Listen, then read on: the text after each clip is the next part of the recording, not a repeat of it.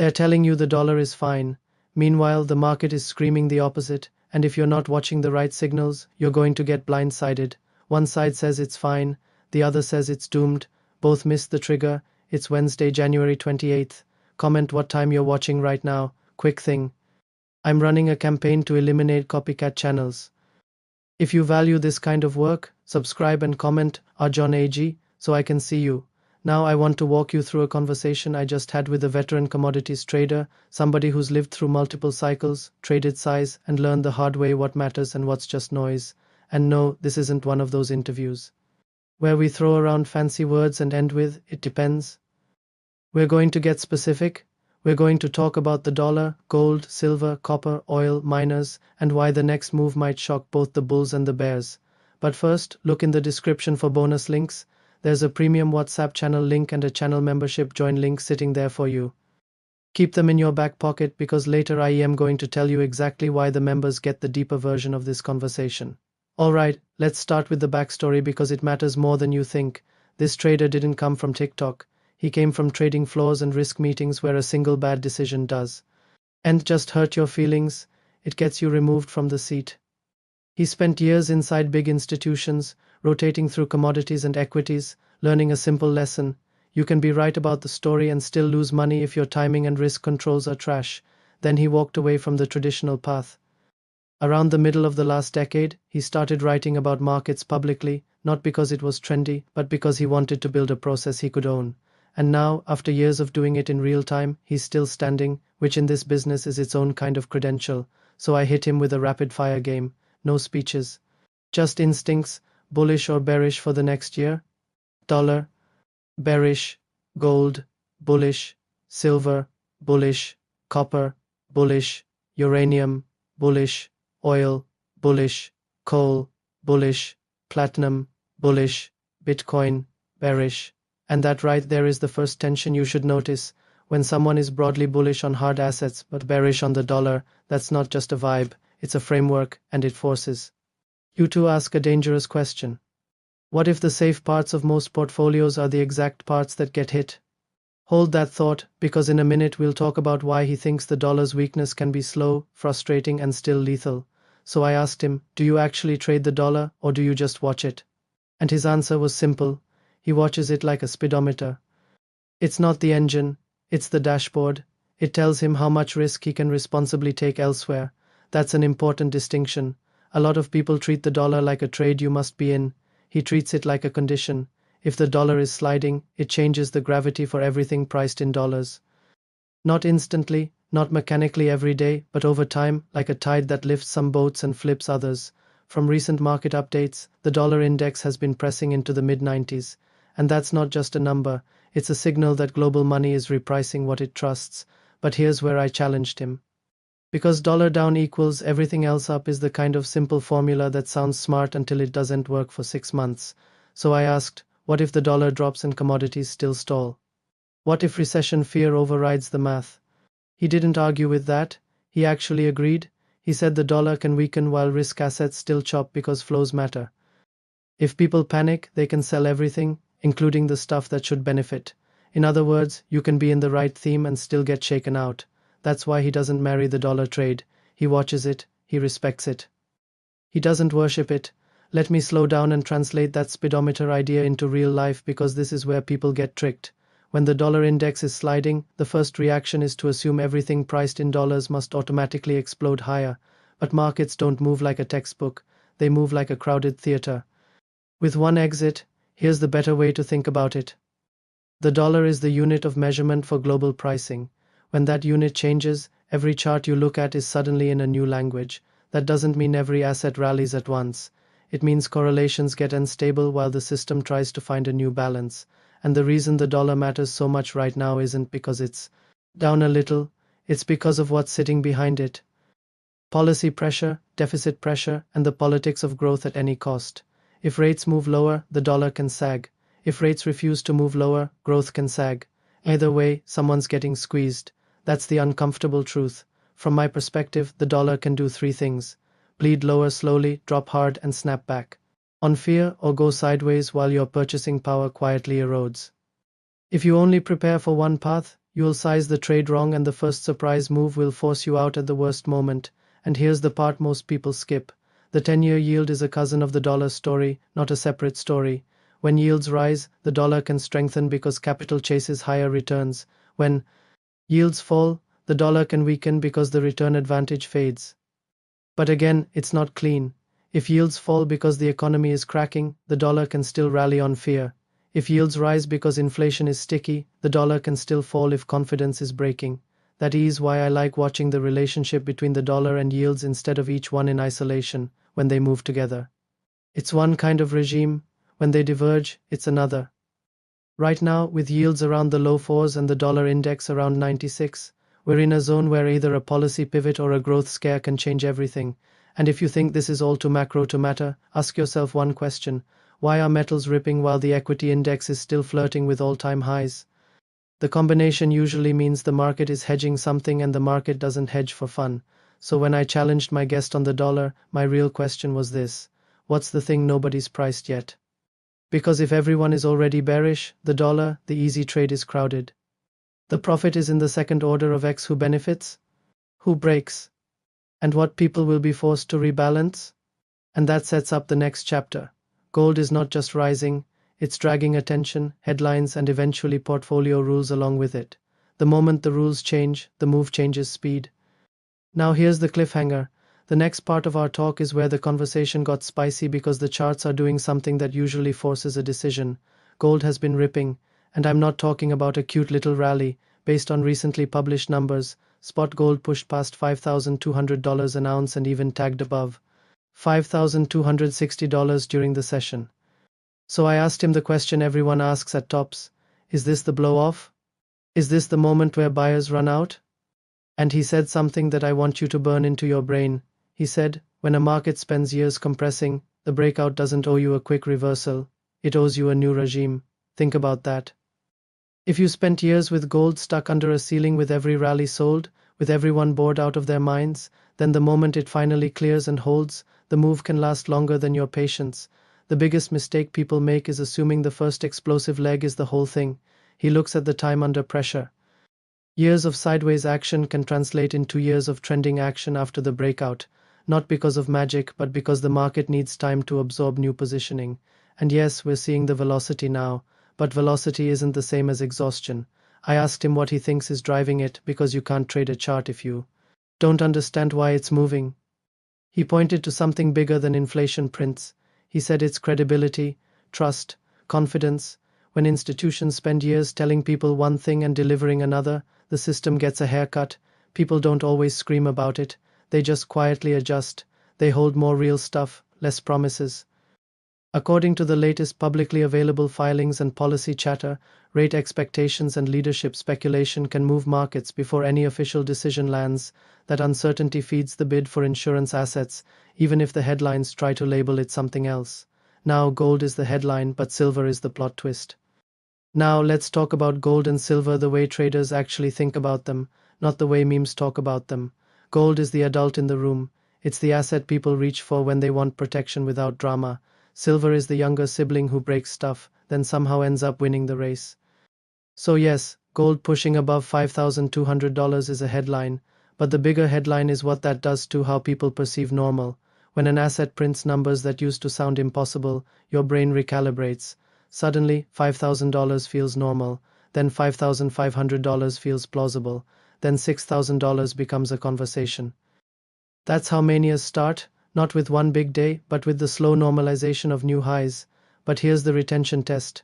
The most important gold story isn't the price, it's the spread between belief and disbelief. If you still have a large chunk of the investing world that refuses to touch metals, then the trade can keep feeding itself as more people capitulate. If everyone is already in, it's ripe for a shakeout. The only way to know is to watch behavior. You want a quick behavioral check? Watch how people talk about pullbacks. In a healthy bull trend, pullbacks are treated like opportunities. In a tired trend, pullbacks are treated like betrayal. Now silver around $115 is the kind of level that makes people emotional, because silver doesn't just go up, it dares you to chase it. You can see that emotion in a simple ratio of gold to silver, with gold in the $5,200 neighborhood and silver in the $100 teens. the ratio compresses to the mid-40s. That's not just trivia. It's a signal that silver is outperforming gold aggressively. Sometimes that compression is the start of a multi-month run. Sometimes it's the warning bell that the move is too hot. So what's the difference? The difference is participation. If the move is being fueled by steady demand and broad buying, it can grind higher and stay higher. If it's being fueled by leverage and short-term chasing, it can spike, trap, and unwind. And here's where I added my own perspective. I think both are true right now. Silver has legitimate structural demand. Industrial usage is real, but that structural demand doesn't normally create vertical candles by itself. Vertical candles usually require positioning, momentum, and a crowd that thinks it can't lose. That's why I'm watching for the signature day my guest described, a euphoric gap and a nasty reversal. If we don't get it, the trend can keep climbing. If we do get it, the smartest move might be patience, not panic. Now we also touched other commodities in that bullish list, and I want to connect the dots for you because these markets rhyme. Copper has been hovering around the high $5 range per pound. Copper is not just an industrial metal, it's a sentiment gauge. When copper stays firm, it suggests the world still needs stuff built, moved, wired, repaired. But copper can also lie because inventories and short-term flows can move it around. The big signal in copper is whether dips get bought quickly or whether rallies get sold hard. That's the difference between a healthy uptrend and a distribution phase. Oil is the wild card. WTI in the low 60 seconds sounds calm, but oil can go from calm to chaos in a hurry because it sits at the intersection of geopolitics, shipping, and inflation expectations. A small supply disruption, a pipeline issue, a conflict flare-up, oil doesn't ask permission, and oil matters for a reason most people ignore. It's the cost of doing everything. When oil rises, miners feel it in diesel costs and transportation. When oil falls, miners get margin relief. When oil whipsaws, miners become unpredictable. So when my guest says he's bullish oil, I don't hear oil to the moon tomorrow. I hear oil is underpriced relative to the world's stress. Platinum, uranium, and coal were on his bullish list for the same underlying reason. Policy and infrastructure are colliding with real-world supply constraints, and those markets can reprice fast when attention turns back to them. And on Bitcoin, his bearish take wasn't, it's dead. It behaves like high beta liquidity in a choppy, policy-driven year that can mean bigger drawdowns than most people expect. Now, after that broader commodity tour, we circled back to the core question. How do you capture upside without getting your face ripped off by volatility? That's where the miners' discussion becomes make or break, because miners amplify both your gains and your mistakes. Now I want to talk about the US dollar and oil, and why recent developments should be something all gold and silver holders pay careful attention to. Because the same people who dismiss metals as a relic will quietly chase them when the portfolio math changes, and you'll know what's happening when the language changes from speculation to allocation. So I asked him, are you bullish because the chart looks good or because the world looks unstable? He said both, but in different ways. The chart gives you the timing. The world gives you the reason, and sentiment tells you how crowded the trade is. Then he said something that should make you pause. In the early stage of a metals bull market, the biggest risk isn't being wrong. The biggest risk is underrounding the theme because you waited for perfect clarity. And the second biggest risk is overrounding it because you got emotional. That's why he cares so much about position size. He wants exposure that lets him stay calm. He doesn't want exposure that forces him to stare at every tick. Now let's pivot to the part that keeps people up at night. The idea that gold is insurance but silver is a rocket. If you treat silver like a rocket, you'll chase it. If you chase it, you'll buy highs. If you buy highs, you'll be emotionally tied to the next pullback. That's how people lose the trade, even when the theme is right. So the way he frames it is simple. Gold is what you hold when you want something that won't go to zero. Silver is what you trade when you want torque, if you can handle the swings. And yes, he thinks silver can go to levels that sound ridiculous right now. Not because he's reading tea leaves, but because the market is thin and the demand stack can pile up fast when momentum turns. But he also thinks the path will be ugly. Now, before we go deeper, I need to warn you about one psychological trap. When price goes vertical, people start inventing certainty. They start saying it has to go higher and it can't go down. And this time is different. That's the exact moment you should become more disciplined, not less. So I asked him, what would make you change your mind? And his answer was the kind of answer you only get from someone who's actually traded. He said he doesn't change his mind because of an opinion. He changes his mind because of price behavior. If the trend breaks, he reduces. If the trend reclaims, he adds. If the market gaps into euphoria and then reverses, he respects the signal. That's it. Now we moved into the big portfolio angle because this is where retail and institutional worlds collide. He thinks a major shift is happening in how large pools of money think about the classic stock and bond mix. The old recipe worked when bonds actually cushioned stocks, but if the bond side doesn't protect you the way it used to, people start looking for a third leg. That's where commodities and metals come in, not as a wild bet, but as a structural allocation. And here's the scary part. When big institutions make small allocation changes, the market impact can be huge because the commodity and minor markets are tiny compared to the ocean of capital sitting in traditional funds. Even a small reallocation can feel like a stampede in a narrow hallway. Now you might be thinking, okay, fine, but how do I play it? And that's where we got into minors. And this part is critical because it's where a lot of people get trapped. Let's go deeper on minors because this is where people confuse a good theme with a good entry. A miner can be in the perfect environment and still disappoint if costs rise, if a project slips, if management dilutes shareholders, or if the broader stock market decides it hates anything with risk. So I asked him straight up, are miners already expensive? He said yes, and then immediately said they can get more expensive. That sounds contradictory until you remember that valuation expands in bull phases. People stop pricing a company on last year's earnings and start pricing it on what they think earnings will be if the metal stays high. But the moment the metal pauses, the valuation can compress. That's why miners can feel like they're always either too expensive or too cheap, depending on where you're standing. Here's a practical way to think about it. In the early phase, miners leave because they're unloved and underowned. In the middle phase, they get bid up because performance attracts money. In the late phase, they can detach from reality and then crash back into it. The trick is not predicting which phase you're in.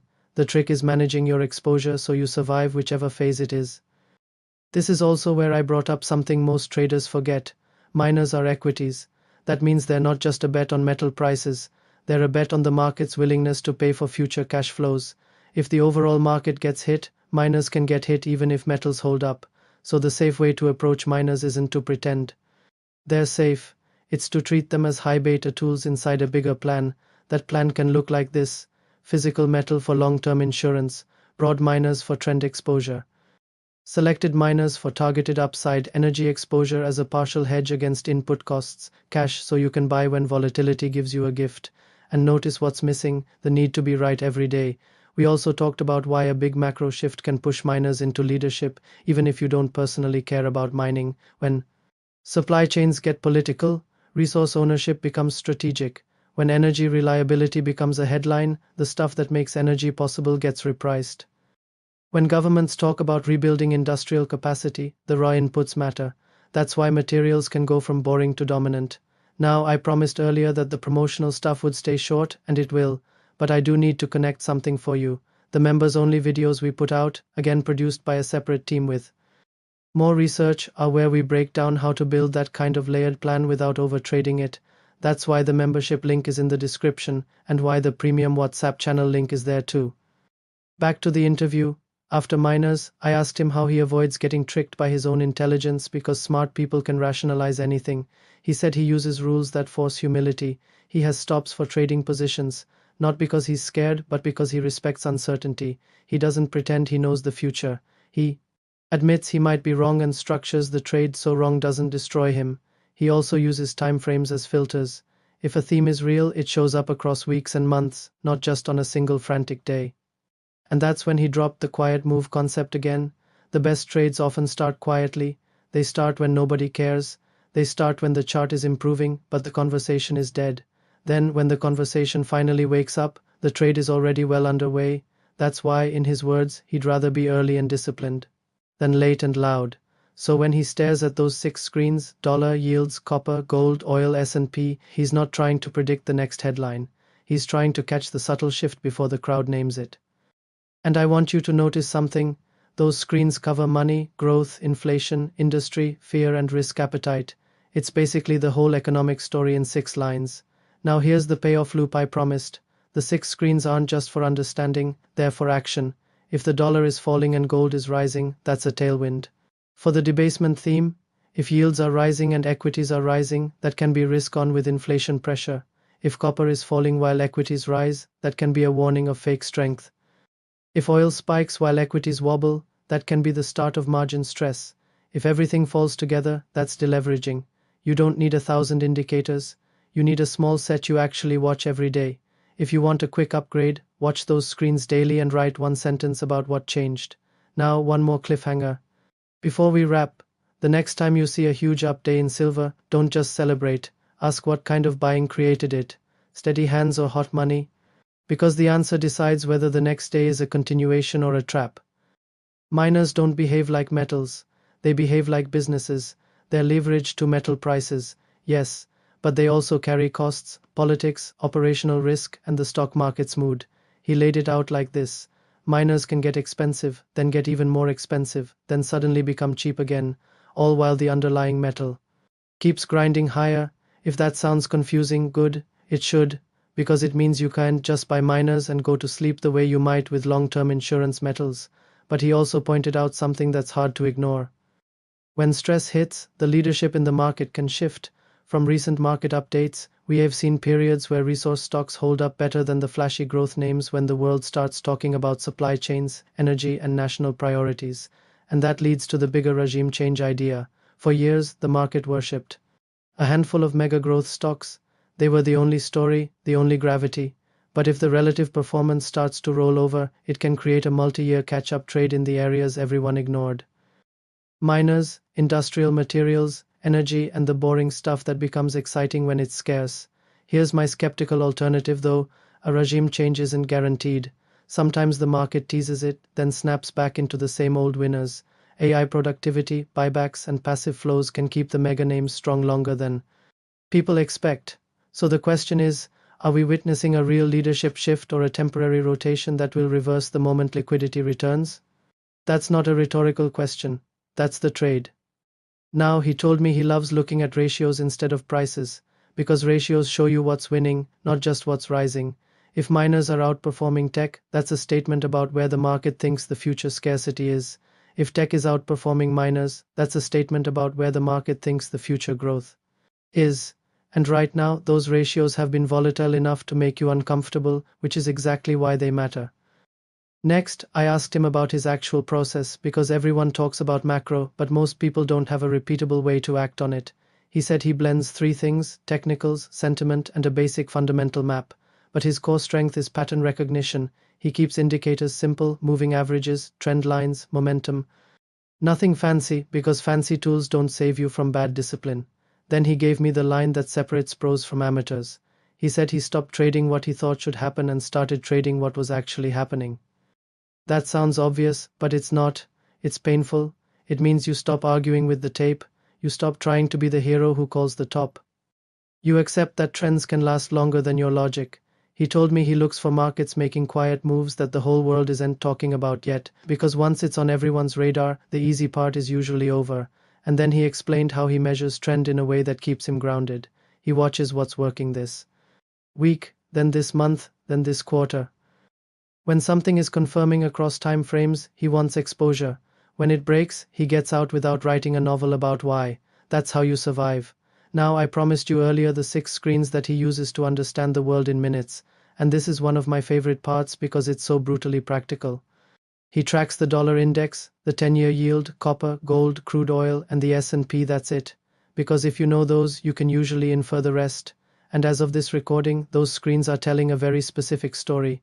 The dollar index hovering around 96, 10-year yields around the low 4% range, copper around the high $5 area per pound, gold above $5,200, WTI crude in the low 60 seconds. Now, here's the cliffhanger. When those 6 align a certain way, it often precedes a move that people don't see coming. So what alignment are we watching?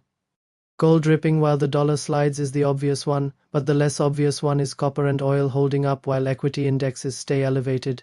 That can mean growth is hanging on, or it can mean inflationary pressure is refusing to die. And that second interpretation is where things get messy. Because if inflation pressure lingers, policymakers get boxed in. If policymakers get boxed in, the currency narrative can change fast. And when that happens, metals and commodities don't just move, they reprice. We also talked about how to express a theme, because this is where people get paralyzed. Let's say you think the currency is weakening and hard assets will win. Do you buy physical metal? Do you buy an ETF? Do you buy miners? Do you short the currency? Do you buy energy stocks? Do you pick a single company? His answer was clean. Your why decides your how. If you're buying physical metal, you're not doing it for daily P&L swings. You're doing it for sleep at night insurance.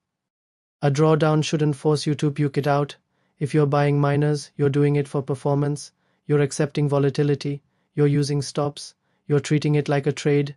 If you're buying energy stocks, you might be doing it for dividends and durability, not because you think oil has to moon tomorrow morning.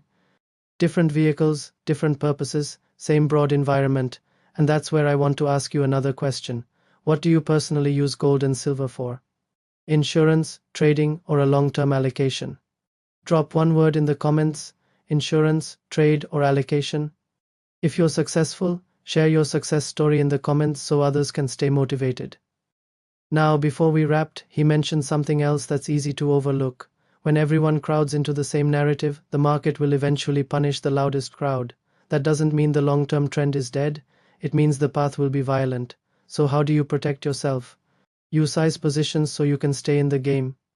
You define the reason you own something.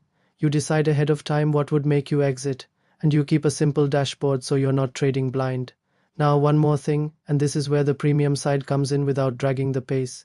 We do members-only videos that are produced by a separate team. They go deeper, they use more research, and they're only for premium members. The market doesn't reward the loudest opinion, it rewards the cleanest process. Gold and silver can absolutely keep running from here, but if you treat them like a straight line, the first big pullback will steal your position. The dollar can keep drifting lower, but if you assume it's a one-way bet, a single headline can rip your face off. Miners can outperform, but if you ignore costs and market mood, you'll buy the highs and blame manipulation when the stock drops. So here's what I'm watching into the next sessions. Whether gold can hold above that breakout zone while volatility expands, whether silver's momentum turns into a blow-off signature day, whether the dollar index stabilizes or keeps bleeding, and whether the S&P finally breaks cleanly above the 7,000 neighborhood or stalls right under it, because whichever of those resolves first tends to drag the others with it. And if that sounds like a cliffhanger, good, it is, because the next move isn't just about profit, it's about what people trust, and that's the game. Educational disclaimer before you act. I'm sharing ideas and interpretations for learning and discussion, not telling you what to buy or sell. Markets can move fast, and what fits one person's risk tolerance can be a disaster for someone else. So do your own homework, consider your situation, and if you need personal guidance, talk with a qualified professional.